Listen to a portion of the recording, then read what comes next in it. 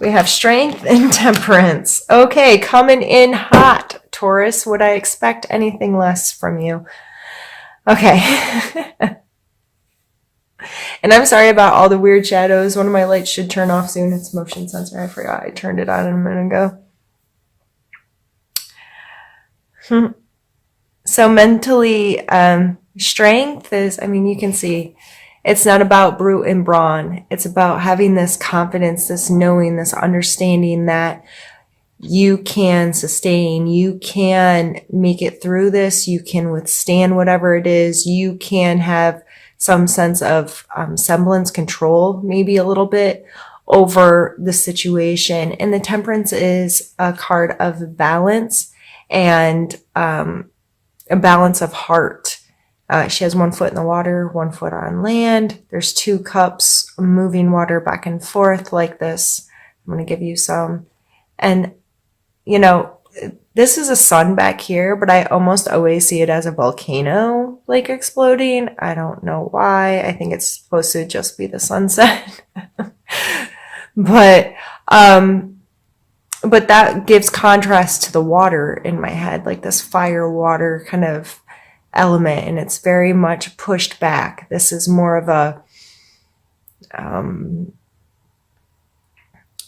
dealing with your emotional space and finding a balance of how you're this give and take of human connection, and how do I feel in my heart about things, and can I go with the flow a little bit and be both on land and water, you know, that balance between those elements of being is just, you know, going with the tide or being steadfast and firm, and how do those two meet and weigh each other.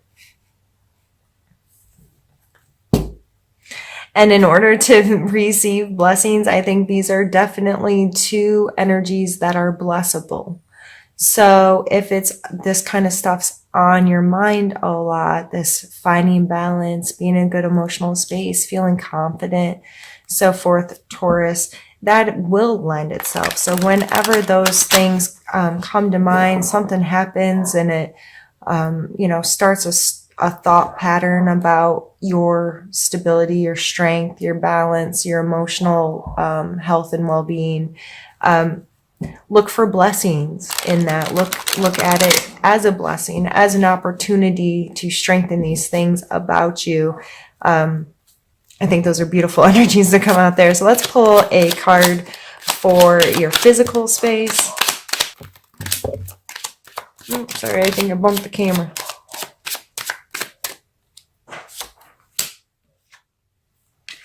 The Emperor and the Ace of Wands. And I'm very sorry my neighbors let their dogs out. So, and the Emperor in a physical space card, he's like the masculine physical space card, period. Like, he's the be-all, end-all. He is in control of his physical space. He knows all the inner workings and how things have to run to make things happen, and he's able to look at how each little aspect affects the whole to make whatever he's ruling run smoothly, right? So I think of this card in our physical space as physically organizing, creating systems, creating ways, whether this is at work or at home, getting control of the processes in your life. So scheduling and organization are always kind of on the top of that list, and budgeting, those kinds of things. And the Ace of Wands, this is a potential, this is a creative spark. This is like that $1 million idea that just like pops out of nowhere and you're like, aha, like light bulb moment.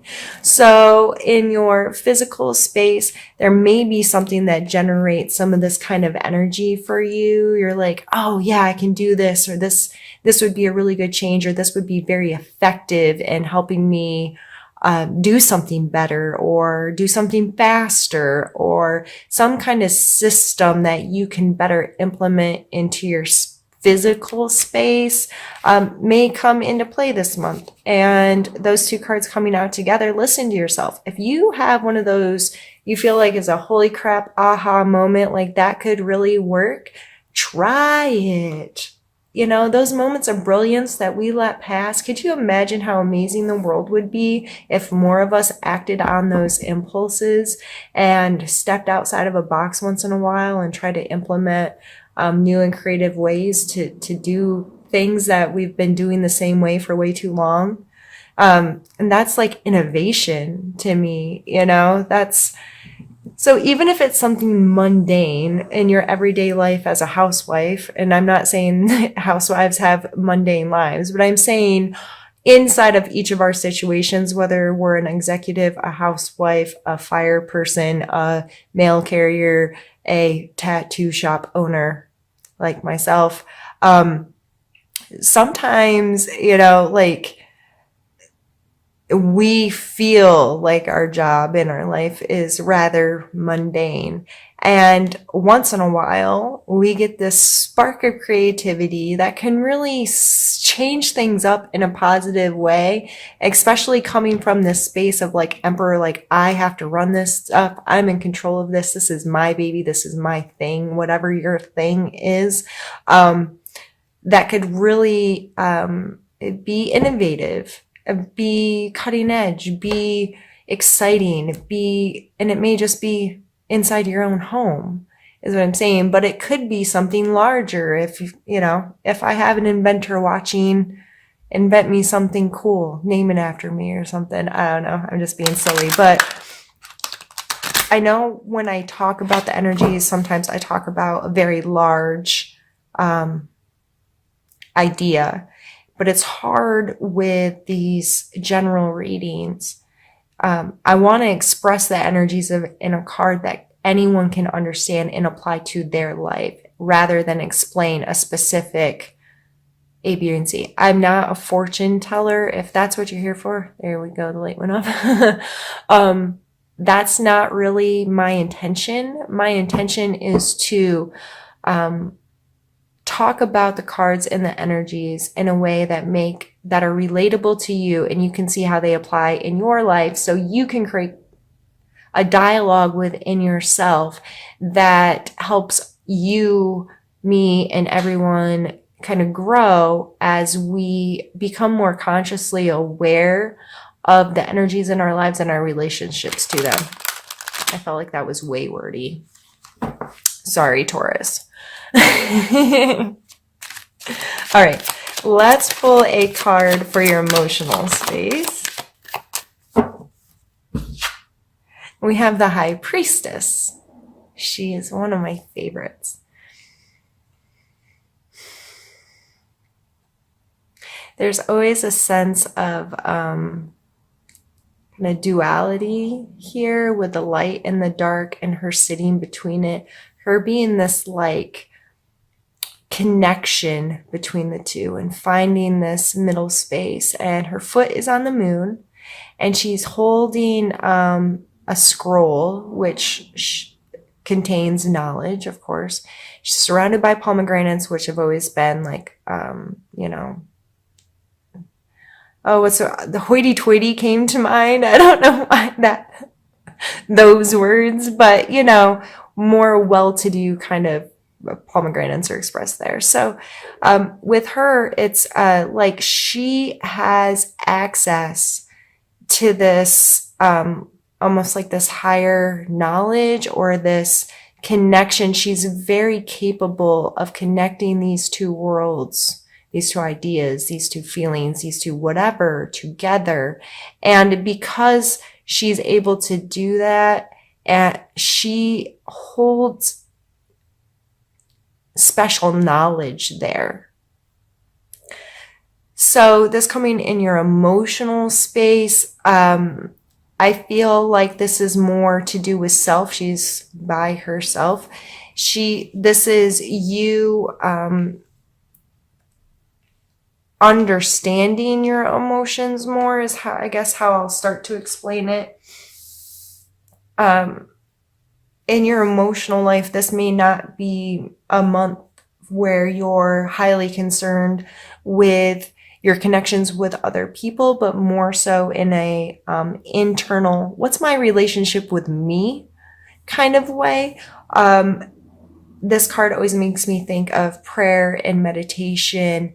Exercise for a lot of people is the same kind of thing that pulls you into this spiritual, if you will, moment where you're alone with yourself, or you're alone with your God, your spiritual practices, where you kind of shut out the rest of the world and you have this ability to digest you.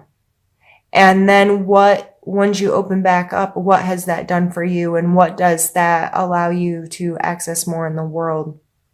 So I just see her as this energy of self-care. And oh geez, sorry, hope that didn't affect the video. Self-care, self-trust, intuition, gut feelings, that trusting that if you get a bad feeling about somebody this month, trust your gut. If you're in a place where you're taking really good care of yourself, and these are all super positive cards, and you're in a good emotionally healthy space, you may be a very good judge of character right now. Especially with the strength and the temperance and the emperor, like these. So you got 3 major arcanas, an ace, and another major arcana. Like these are heavy duty, big energy kind of things. So I just feel like you are in a space, you are going to understand what blessings are, and your perspective is going to be one of which that you trust yourself, and you feel balanced, and you feel like you have some control, and you feel like your intuition is on. So those are amazing, beautiful energies to get to encompass. If you're not feeling that, that is a big opportunity to make yourself by, what is my relationship to this energy? What is my relationship to this energy? How does this make me feel? What could I do to bring this into my life? Where is it already? I just don't see it. And what is my perspective on my life? Am I blessable right now? Do I see blessings in everything, or am I overlooking them because my perspective isn't this? So let's pull for this reading, we're going to pull one more, and then we'll do a second reading at, not that one. That was just me not being able to move my thumb right. For spiritual space, and then we'll move all of these cards and do another reading. Oh, I love it. We have the Wheel of Fortune, which is another major arcana card, and the Knight of Coins.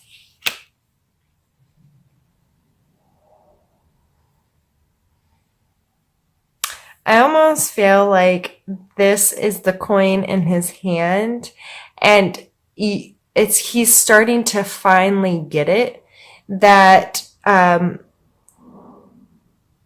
things happen and I have to think long term, but I also have to be able to react to things changing. The Wheel of Fortune always stands out to me as things keep turning, things keep moving. There's this I can't find the word. I wish my brain worked. Okay. So, this is obviously a circle, and I can't find the word that I want. And, there's things that are perceived as this way or that way, or up or down, or what have you. but it's all connected and it all cycles. And there's this grander thing at play that we aren't capable of seeing the whole picture and all the interactions that create what we're perceiving as our reality. All the little steps, every step of the way of what put this person or this thing or this idea, whatever, into right now. But I think it's like I said, it was like spiritually, like he's holding this, he's getting this may be part, he's thinking long term with this, and how an understanding, and this is a very positive card as well, like Wheel of Fortune, there's chances for amazing things to happen, and we don't always know what's going to lead to them. And we need to understand, okay, this is where I'm at today. I cannot change this moment, but I can make choices going further that are going to affect how this rolls and what interactions I have and what comes into play in this. So I just feel like a real sense of security when I look at these two cards together, in this knowing this and a giving up of like instant gratification, but thinking long term and thinking security and thinking he is on a horse, so he's able to move quickly and change path when needed quickly. Like he has assistance in being able to maneuver the world. I mean, he's not out there running buck wild, but if he needs to, right? He's a knight still. That, that's a lot of action in a knight. That's somebody that's out in the world interacting is how I see that energy. So spiritually speaking, I really think this is you coming to an understanding of, I can't control it and I don't know everything, and I have to learn to understand that there's cycles, and I have to start thinking long term, and I have to go with it and allow the blessings and choose my perspective of how I'm going to see this, and understand that I don't know everything. I can't understand everything. I only know my truth. And as long as you're rolling with this kind of energy, like you should be feeling very healthy, I would think, and secure with these kind of energies, and really feeling good about yourself, and knowing that these infinite blessings are going to continue to show up and continue to be a part of my life as long as I choose to see life that way. I don't even feel like we need to do the second part of the reading. This has been beautiful, and I've already taken up 20 minutes, which I definitely shouldn't have done, Taurus, but I hope you're enjoying this because I know I am. So I will be right back.